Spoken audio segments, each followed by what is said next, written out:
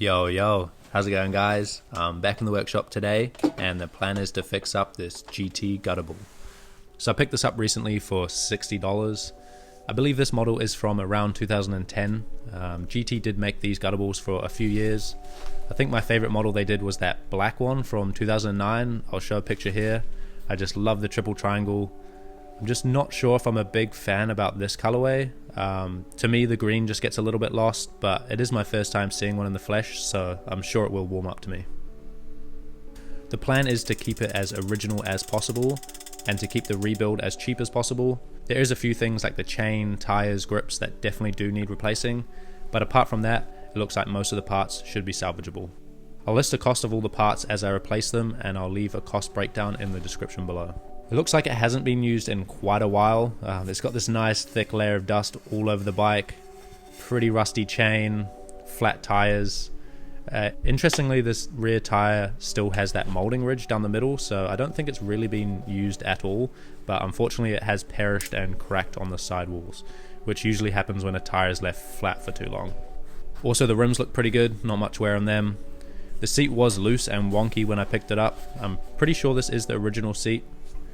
It's got that GT clamp, which seems to be all out of place. Hopefully there's nothing weird going on under there. At least I know the seat post isn't seized. It's got front and rear brakes, as it has been set up as a freewheel. They do seem to work, but I'm going to be removing those anyway. Original GT top cap, which is super sweet. Some rusty bolts, and even has the original GT grips on there, which is cool. Unfortunately, they are pretty perished, and the rubber has gone all hard and sticky, as they do. It's got a cheeky bell. So it looks to be completely original from what I can tell, apart from the tires.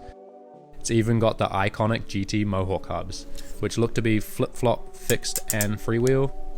So I'm pretty excited to clean them up, they're just such cool hubs. Axle nuts are nice and rusty. Cranks look pretty good. Pedals alright as well. Doesn't seem to be any play in the bottom bracket, which is always a good sign. There is a few marks and scratches on the frame that I'll try tidy up. It's also got this super faded old Wu-Tang sticker that I'll have a go at removing. Oh yeah, and I also noticed this little ding in the top tube. It's a little bit of a shame, but fortunately it's not too bad. It is actually quite hard to see. Oh, and for anyone interested, the top tube measured at 54 centimeters, so I guess that would be a medium. So before we get into it, let's check out this box of goodies that's just arrived. So the legends over at Juice Lubes have sent me this care package, so let's take a look at what's inside.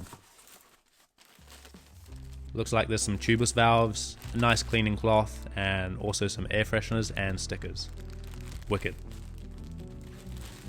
They also sent me this hoodie, which is rad, and a tie-dye t-shirt. Sick. Thanks so much, guys.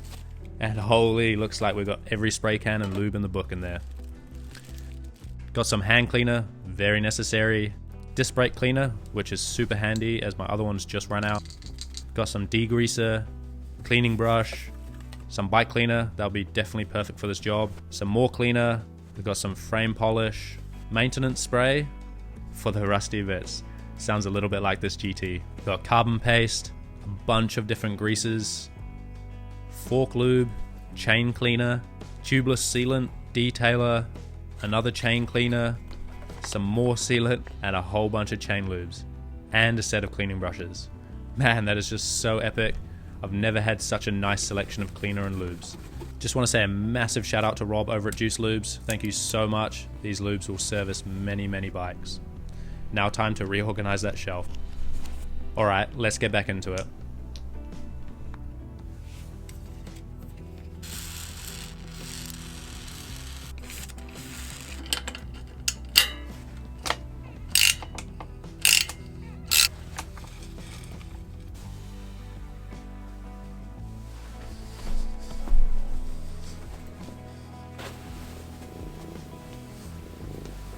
Alright, so I've just noticed the front hub has some weird spacing going on. I think it's just missing a hub nut from one side, but let's take a closer look. So yeah, this side only has one, whereas the other side has two, so I think it's just missing that outer lock nut. Just going to double check by measuring the forks to make sure they are okay, and yep, they measure at 100.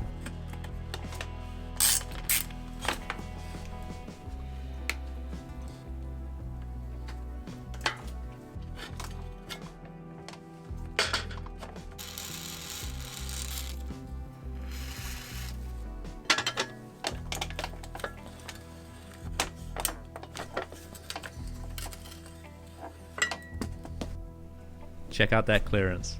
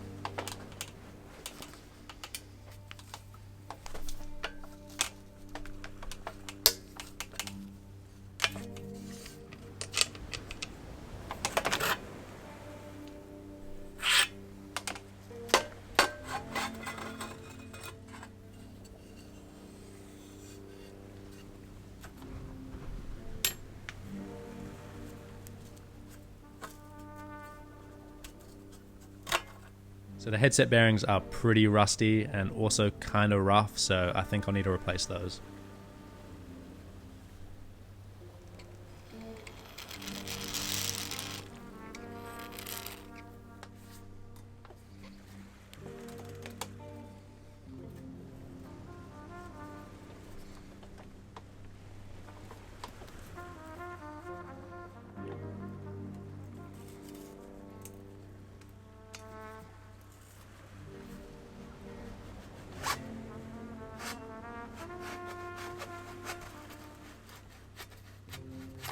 Stoked that the seat post came out easily.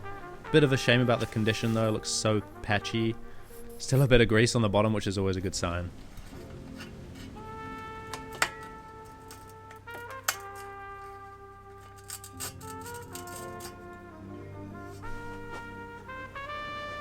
So when it comes to bottom brackets that are a bit rusty, I usually pop the frame out of the stand and put it on the ground like this to get a bit more leverage.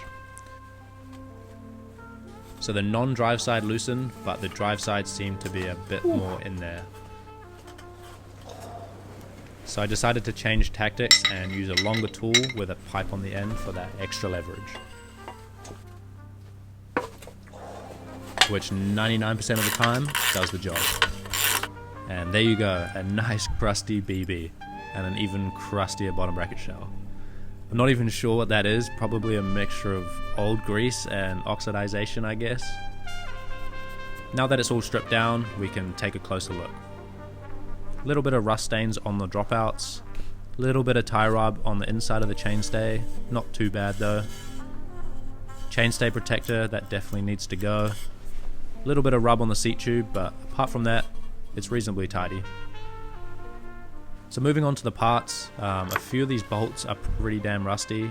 I found it's quite hard to clean the rust off chrome bolts in the past, as it always turns out a bit patchy and flaky, so I think I'm just going to replace the rusted ones. As for the seat post clamp, I think I'm going to have a go at cleaning the rust off to see if we can make it look a little bit better.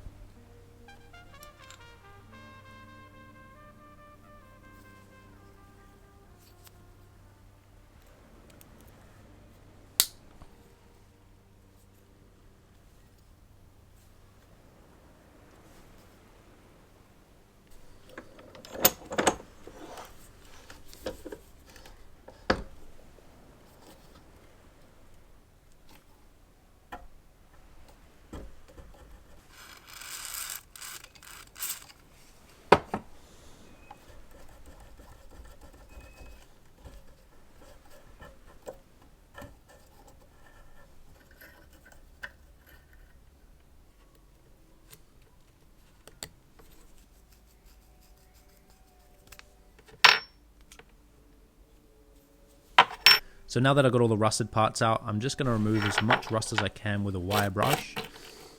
And then I'm going to soak them in the trusty Vapor Rust. We'll let them sit there for a while we clean up the rest.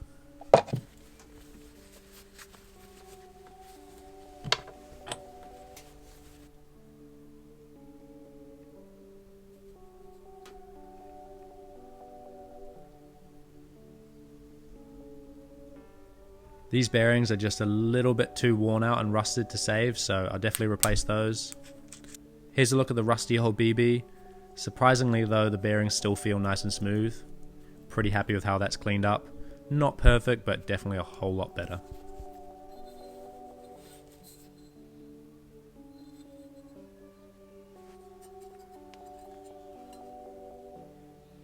So I've just cleaned up the cranks and this chainring. It's a 48 tooth.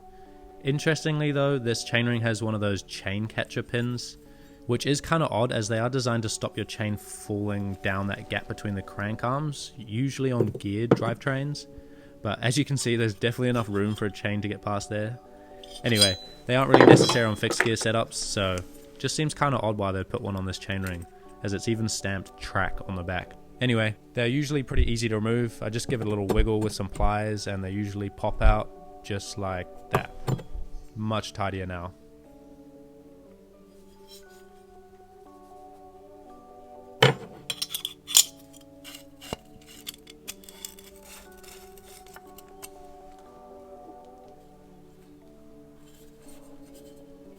Moving on to the bars now, I'm going to strip the stem and bars down, give them a clean up and replace the stem bolts and grips.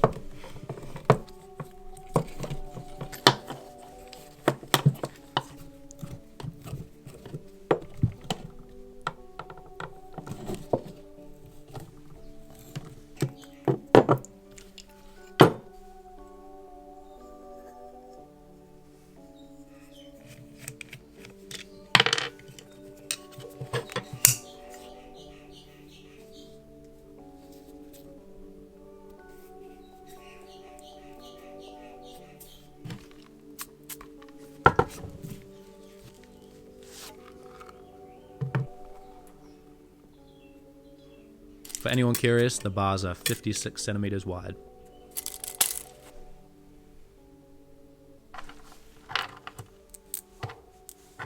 So I just pulled some stem bolts off a stem from my parts bin. As you can see, the old ones are just way too rusty, and these black ones should make the stem look a lot better. And there we go. Now moving on to the seat and seat post.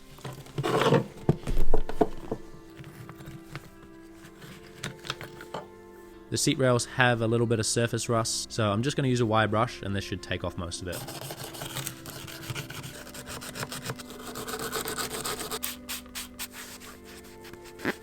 Looking much nicer now.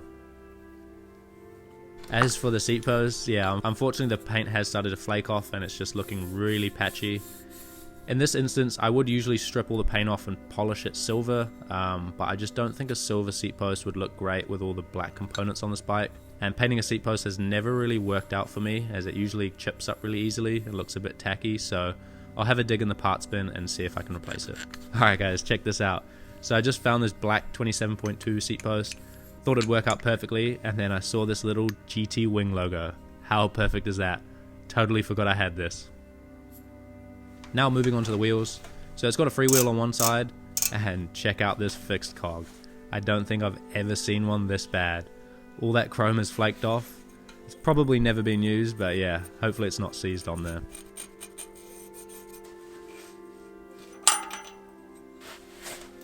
Well yeah, that lock ring wasn't very tight, and luckily that cog wasn't tight either.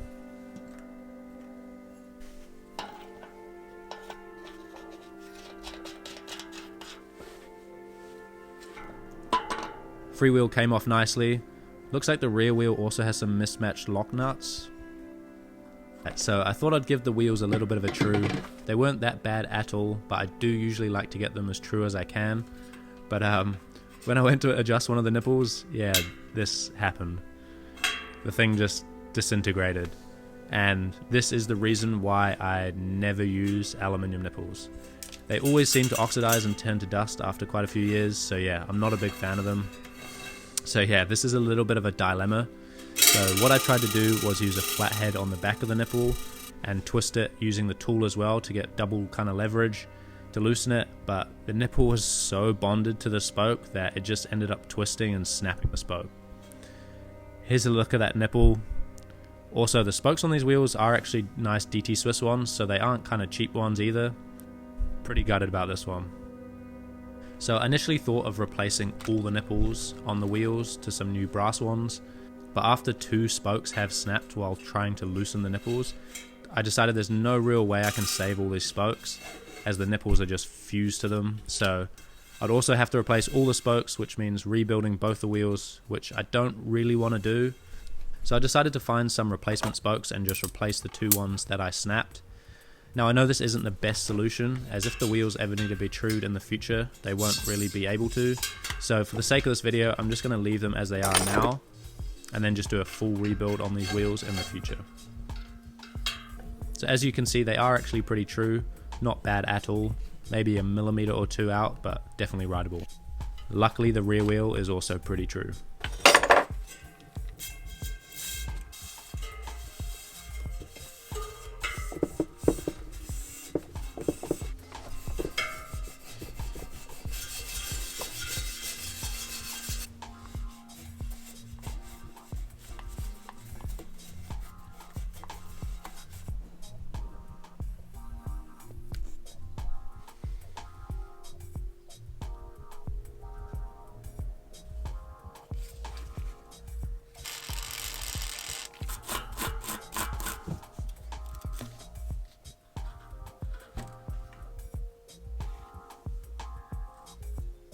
So moving on to that front hub, I've just found a 9mm lock nut, which didn't seem to want to thread on, and this is when I started to get a little bit confused. So I got the calipers out, gave the axle a measure.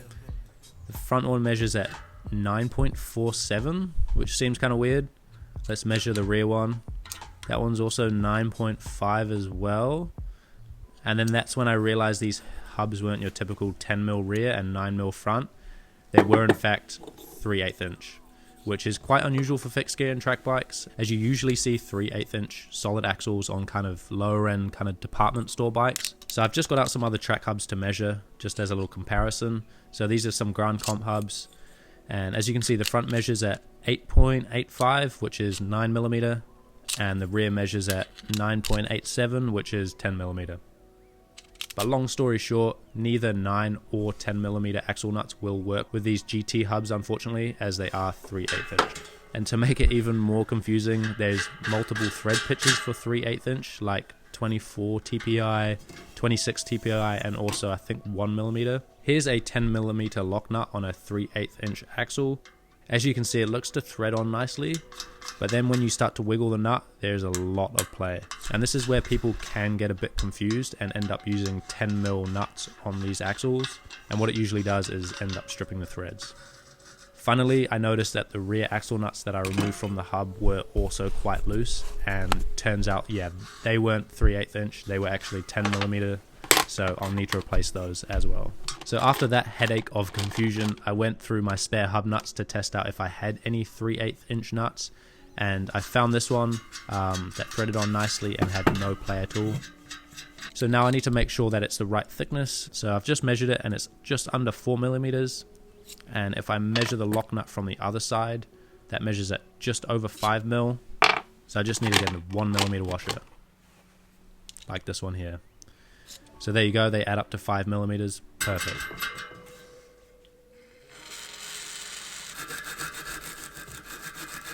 So now that all the hub nuts are on, I'm just going to double check that it's the right width.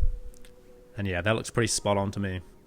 So now moving on to the forks, I'm just going to give them a little bit of a cleanup.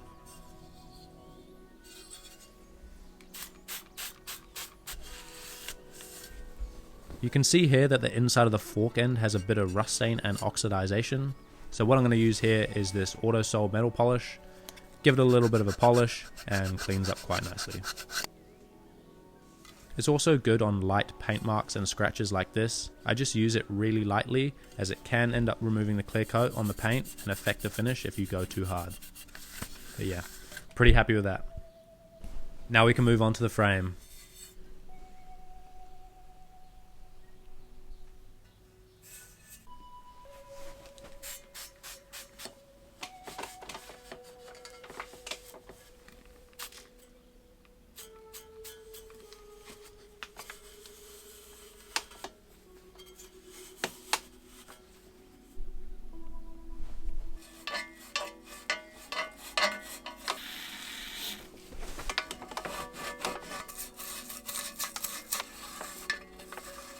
A toothbrush and a bit of brake cleaner, and that bottom bracket is looking much cleaner. So now moving on to the sticker, I'm just going to use some of this JL69 maintenance spray, which is similar to WD-40 and CRC, and I'm also going to use some brake cleaner, as this is usually really good at breaking down the glue on stickers. Just a little bit of a note on the brake cleaner, don't use too much of it on the paint, as I have seen it affect the clear coat on some bikes if you use it too much.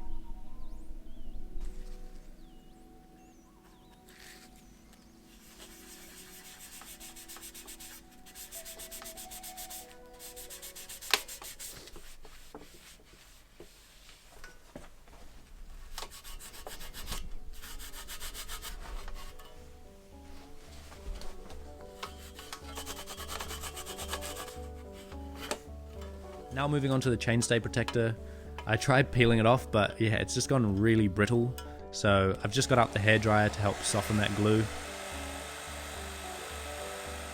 It was still being really tricky to peel off, so I've ended up scraping it off with a plastic tie lever, and that worked out pretty nicely.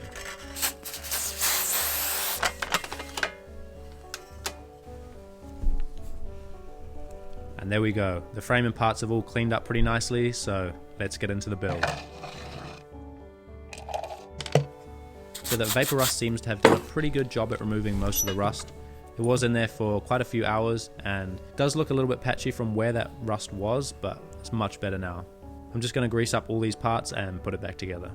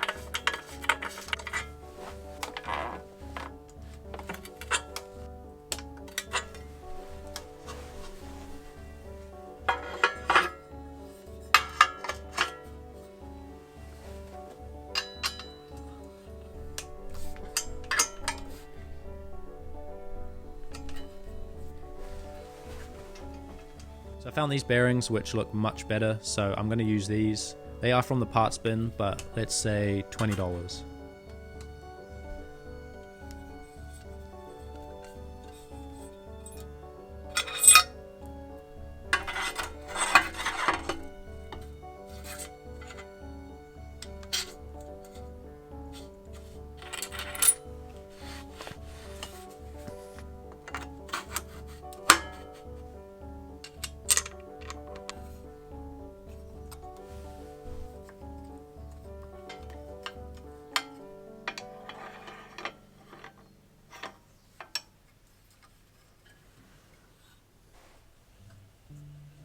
I've gone for some ODI grips, also from the parts bin, $20. Using that hairspray trick makes them slide on much easier and also dries up really quickly.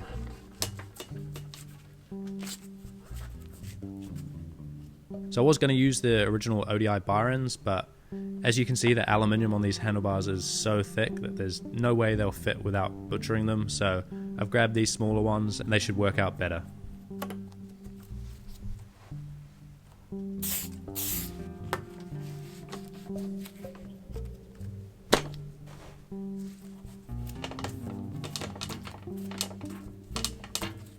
So I had to go through all my spare axle nuts to try find some nicer ones that are 3/8 inch.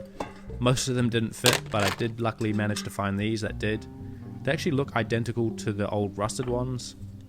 So ideally on fixed gears, I prefer to run axle nuts like these ones that have that rotating washer that's fixed to them. They are the most common, but unfortunately I didn't have any that will fit 3/8 inch axles, so I'll have to make do with these other ones for now. So the tyres definitely needed to be replaced, so I've gone for these 28C Vittoria Rando tyres. I got these for $25 each, and I'm hoping they're gonna fit.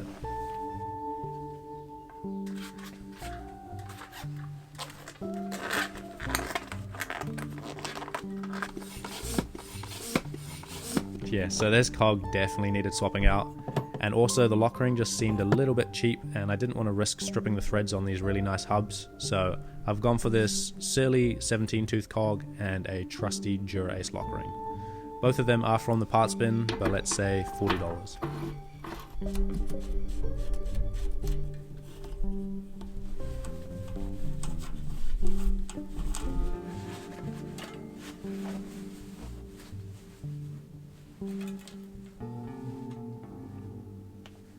Now the moment of truth. I'm really hoping these fit. Stoked. The front fits perfectly, even with a bit of room to spare.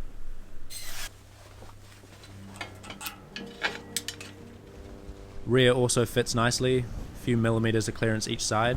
Happy as. So definitely need a new chain. Look at that old thing. And I've gone for a trusty silver Izumi, $30.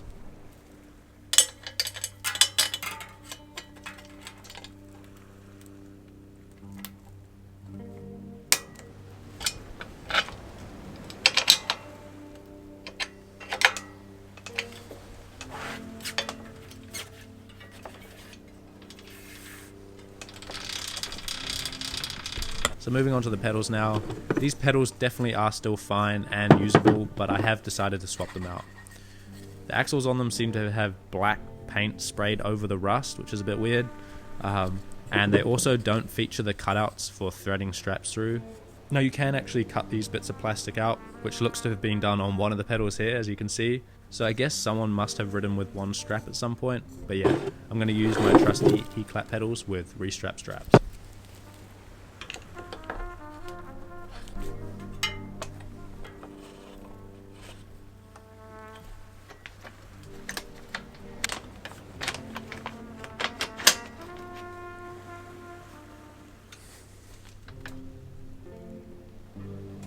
And that wraps it up. So the total build cost came to just about $250, which comes to about 150 USD. I'm really happy with how it's turned out. When I first picked this bike up, it was in pretty bad shape, but I guess this just shows with a little bit of TLC and a few new parts, you can build a pretty sweet bike for relatively cheap. Here's a little before and after.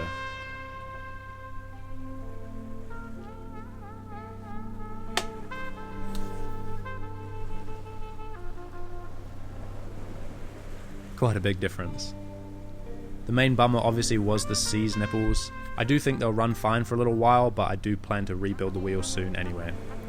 I think the colorway has warmed up a little bit on me. Let me know what you guys think. I hope this has been helpful. Let me know if you have any questions or what you would have changed. And another massive shout out to Rob over at Juice Lubes for sending me over the goods. And yeah, thanks so much for watching, guys. It's time to go test this thing out now, so I'll catch you all on the next one. Peace.